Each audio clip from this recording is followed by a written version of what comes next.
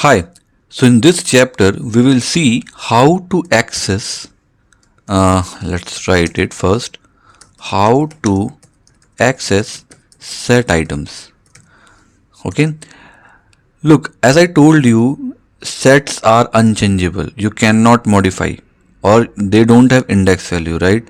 So you cannot access item in set by referring to the index value or the key value because set doesn't support index. Okay, so if you want to access, then how to do it? For this case you can use the loop, okay, for loop or a while loop through the set items using the for loop or any loop if you want to use, or you can ask if a specified value is present in a set or not by using the in keyword, what I have told you in the list section also and in the tuple section also. Okay, so first we will see how to access it by the loop. Okay, so loop through the set, okay, for accessing the items. Okay, you can't use the index number here na, it is basically not supported. So just suppose here, let me take a Sharad as a set, as a variable, and we will use like apple, banana, okay, and cherry.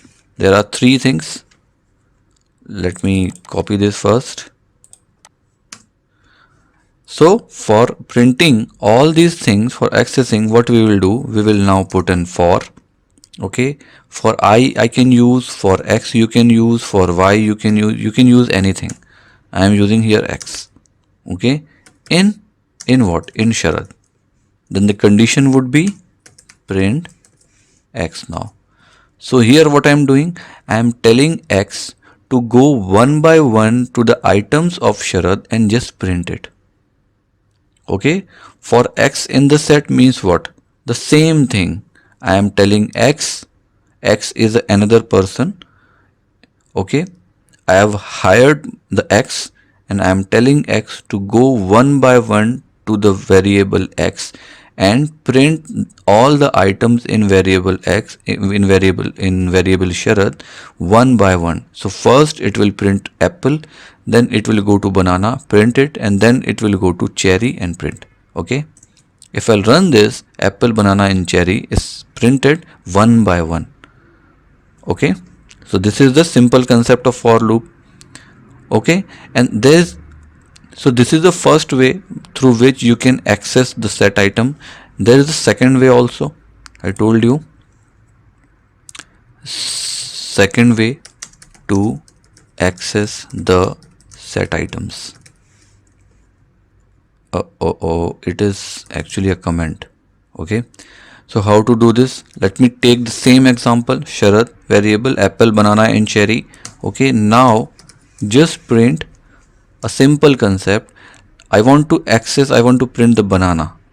Okay, or if I want to know whether banana is present or not in this value, I know I can't access banana, but I can know whether it is present or not. So I will get the answer as a boolean value.